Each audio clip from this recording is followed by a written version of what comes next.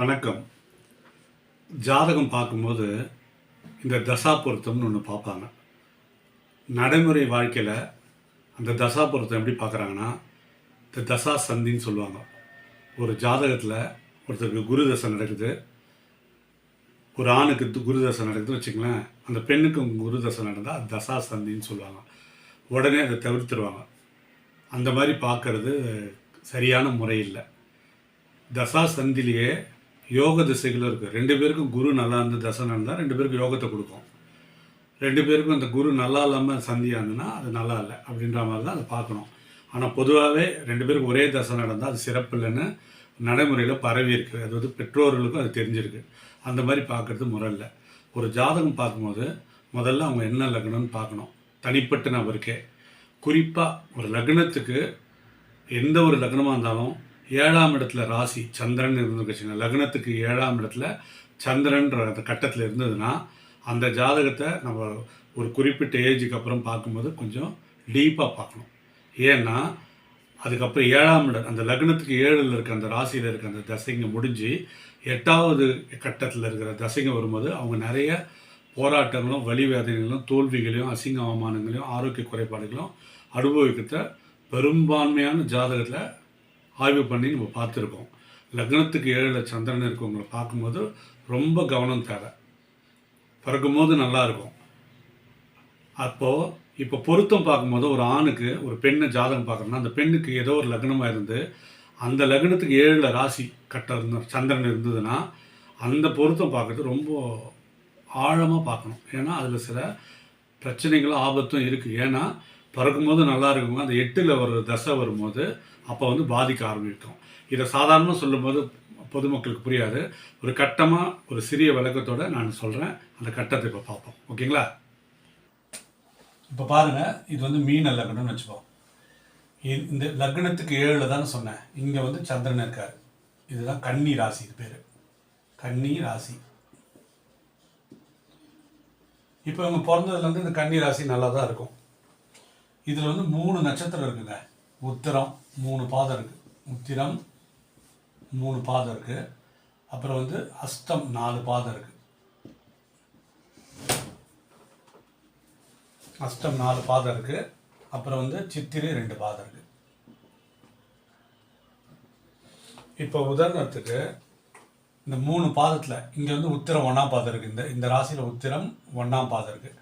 இப்போ உத்திரம் 2ஆம் பாதத்தில் ஒருத்தர் பிறந்திருக்காரு. உத்திரம் 2ஆம் பாதம் கன்னி ராசியில் ஒருத்தர் பிறந்திருக்காரு வச்சுப்போம். 2ஆம் பாதம் ஒரு ஜாதகர் மீன லக்னத்தில் பிறந்து உத்திரம் 2ஆம் பாதத்தில் ஒருத்தர் பிறந்திருக்காருன்னா அதோட அர்த்தம் என்னன்னா, அவர் பிறக்கும் வந்து சூரிய திசை. சூரிய திசை மொத்தம் வந்து 7 வருஷம் 6 வருஷம். இப்போ முதல் பாதம் போச்சுன்னா ஒரு 4 வருஷம் இருக்குது. இப்போ இவருக்கு சூரிய தசை முதல்ல இவர் பிறக்கும்போது சூரிய தசை வந்து இவருக்கு சூரியன் வந்து 4 வருஷம் இருக்கு வச்சுங்க. 4 வருஷம் நடக்கும். 4 வயசு இருக்க சூரியன். அப்போது இந்த ராசியில் இந்த சந்திரனில் தான் அந்த சூரிய உத்திரம் இருக்குது. சூரிய தசை நடக்குது. அடுத்தது சந்திர தசை வரும்போது இந்த அஷ்டம் இருக்கு இல்லையா, 10 வருஷம் இருந்தது. இந்த 10 வருஷமும் சந்திரன் இங்கேருந்து தான் நடக்குது தசை. அப்போ சந்திர தசை நடக்கும்போது 10 வருஷம் 14 வயசு வரைக்கும் ஒரு கன்னி ராசியில் தான் இருக்குது இந்த சந்திரன். அடுத்தது சித்திரைனா செவ்வாய் 7 வருஷம். இங்கே 2 பாதம் தான் இருக்குது. அப்போனா நான் கிட்டத்தட்ட 3.5 வருஷம். இப்போது இந்த 3.5 வருஷத்துக்கு வரைக்கும் 4, 14, 17 வருஷம் வரைக்கும் இந்த லக்னத்துக்கு இந்த ஜாதகத்துக்கு 17 வயசு வரைக்கும் இந்த ராசியில் நல்லா தான் இருக்குது. இப்போது செவ்வாய் இந்த 3.5 வருஷத்துக்கு அப்புறம் 3ஆம் பாதம் சித்திரை 3 சித்திரை 4 2 பாதம் இருக்குது. இது வந்து இன்னும் 3.5 வருஷம் பெண்டிங். மொத்தம் 7 வருஷம் செவ்வாய் தசை. இந்த 3.5 வருஷம் இருக்குது. அப்புறம் வந்து சுவாதினா ராகு. இது வந்து 18 வருஷம். அப்புறம் விசாகம் இது இந்த கட்டத்தில் வந்து 12 வருஷம். உங்களுக்கு புரியாமல் சொன்னான். இப்போது இந்த கன்னி ராசி மீன லக்னத்துக்கு 17.5 வயசு ஆனதுல இருந்து இவருக்கு இங்கே 7ல் இருந்தது இல்லையா சந்திரன், இது நகர்ந்து இந்த இடத்துக்கு வருது. 8ல் வந்துடுது. 8ல் வந்த பிறகு ரோதனை வேதனை சோதனைன்னு சொல்லுவாங்க. அப்போ 17 வருஷத்துலேருந்து இவருக்கு பாருங்கள் இங்கே ஒரு 3.5 வருஷமா, இது ஒரு 18, இது ஒரு 12, கிட்டத்தட்ட 33 வருஷம் எக்ஸ்ட்ரா. 17 33 பார்த்தீங்கன்னா, உதாரணத்துக்கு 17 20 30 40 கிட்டத்தட்ட 20 50 வயசு இருக்கும். 17லேருந்து 50 வயசு வரைக்கும் இருக்குது வாழ்க்கையில் பிரச்சனைகள் இருக்குதுன்னு காட்டுது. இது எப்படின்னா, இந்த 8ஆம் பாவமாக அது வேலை செய்யும். நம்ம ஆரம்பத்தில் 10 பொருத்தம் பார்ப்போம். இப்போ ஒரு பெண்ணுக்கு ஒரு ரெடி பண்ணுறோம். இந்த 10 பொருத்தம் பார்க்கும்போது 8 பொருத்தம் இருக்கும், ஓகே பண்ணிவிடுவோம். இதுதான் இந்த தசை இவருக்கே 8ல் இருக்கும்போது லக்னம்ன்றது இவர் ஆசை, புகழ், கீர்த்தி, எண்ணங்கள், சுய சிந்தனை, ஆயுள், ஆரோக்கியம் எல்லாத்தையும் குறிக்கும். 8ன்றதுக்கு அதுக்கு ஆப்போசிட்டு. இவரோட எண்ணங்கள், எதிர்பார்ப்பு எல்லாத்துக்கும் ஆப்போசிட்டு. இதுக்கு ஒரே ஒரு கண்டிஷன் ஆனால், இவர் ஒரு வெளிநாட்டில் வாழ்ந்தாருன்னா கொஞ்சம் வீரியம் குறையும், அது மட்டும் தான் பரிகாரம். இருந்தாலும் இந்த லக்னத்துக்கு 7ன்னும் போது இதை கவனமாக பார்க்கணும். இது வந்து இண்டிவிஜுவலாகவும் இது பிரச்சனை இருக்குது. பொருத்தம் பார்க்கும்போது நிறைய பேர் 10 பொருத்தத்துக்கு 8 பொருத்தம் 9 பொருத்தம் இப்படி பார்க்கும்போது இதுதான் எல்லாருக்கும் இந்த பிரச்சனை வருது. இப்போ பொருத்தம் பார்க்கறதுல வந்து இது வந்து லக்ன பொருத்தம், தசா பொருத்தம், இதுதான் சொல்கிறோம். லக்ன பொருத்தம், தசா பொருத்தம்னு. லக்ன பொருத்தன்றது ஏற்கனவே நான் சொல்லியிருக்கேன், மறுபடியும் இன்னொரு இதில் சொல்கிறேன். இந்த தசைன்றது ரொம்ப முக்கியம். இந்த லக்னத்துக்கு மட்டும் இல்லை, நீங்கள் எந்த லக்னத்துக்கு எடுத்தாலும், இந்த லக்னமாக இருந்தால் இங்கே சந்திரன் இருந்ததுன்னா கவனம் தேவை. இந்த லக்னமாக இருந்தால் இங்கே சந்திரன் இருந்தால் கவனம் தேவை. இந்த லக்னமாக இருந்தால் பிறக்கும்போது இங்கே சந்திரன் இருந்தால் கவனம் தேவை. இங்கே லக்னமாக இருந்தால் பிறக்கும்போது சந்திரன் இங்கே இருந்தால் கவனம் தேவை.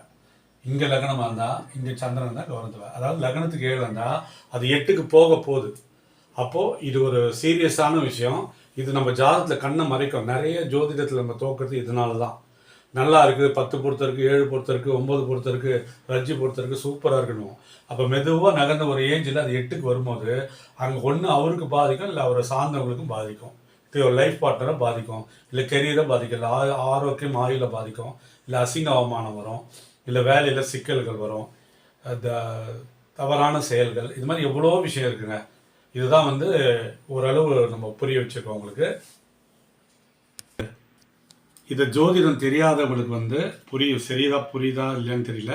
பட் ஒரு விஷயம் மட்டும் வச்சுக்கோங்க, அந்த கட்டத்தில் லக்னம்னு இருக்கும், அங்கேருந்து 7ல் சந்திரன் இருக்கும்போது அதை பார்க்கும்போது இதில் ஏதோ ஒரு குறைபாடு இருக்குது, குழப்பம் இருக்குது அப்படின்னா நல்ல ஜோதிடத்தில் பார்த்து அதுக்கான பரிகாரங்கள், இறை வழிபாடுகள், பூஜை புனஸ்காரங்கள், இது மாதிரி நீங்கள் நம்பிக்கையோடு ஒரு பண்ணும்போது உங்களுக்கு ஒரு ரூட் கிடைக்கும், ஒரு வழிமுறை கிடைக்கும். ஏன்னா இந்த பரிகாரங்கள் கூட இதை பண்ணணும், அதை பண்ணணும், பணம் வாங்குறவங்கிட்ட போய் ஏமாறாதீங்க. எளிமையாக நீங்களே சிம்பிளாக செஞ்சுக்கூடிய பரிகாரங்களை சொல்கிறவங்கிட்ட போய் கேட்கும்போது இதுக்கு வழிமுறைகளுக்கு கிடைக்கும். இதை எப்படி தவிர்க்கலாம், எதெல்லாம் நம்ம இன்வால்வ் ஆகக்கூடாது, எதெல்லாம் இன்வால்வ் ஆகலாம், புதிய முயற்சிகள் எப்படி பண்ணலாம். இப்போ உதாரணத்துக்கு ட்ரேடிங், ஆன்லைனிங், இது மாதிரி பிஸ்னஸ் இந்த 8லேருந்து நடந்தால் லாக் ஆகிடுவாங்க, தோற்றுருவாங்க. கேம்பிளிங் மாதிரி விஷயங்கள், இது மாதிரி பிஸ்னஸில் நிறைய பணம் போடுற விஷயங்கள், திருமண வாழ்க்கையில் அடிதடி, சண்டை, பிரச்சனை, வாக்குவாதம், இது மாதிரிலாம் இந்த 7ல் லக்னத்துக்கு 7ல் சந்திரன் இருக்கும், 8ல் வரும். ஸோ இதனால் தனி ஒரு நபருக்கும் ஒரு பெண்ணுக்கோ ஆணுக்கோ இருந்தாலும் ஜோதிடர் முதல்ல இந்த மாதிரி இருந்தால் அவங்கள அணுகுனீங்கன்னா உங்களுக்கு வருமுன்னு காப்போம். புரியுங்களா? அதே மாதிரி கல்யாணம் பார்க்கும்போது இது மாதிரி லக்னத்துக்கு 7ல் சந்திரன் இருக்கவங்களை பொருத்தும் போது கொஞ்சம் கவனம் தேவை. நம்ம இன்னொருத்தரை பார்க்கும், எல்லாமே மனித உயிரினம் தான், எல்லாரும் நல்லா இருக்கணும்.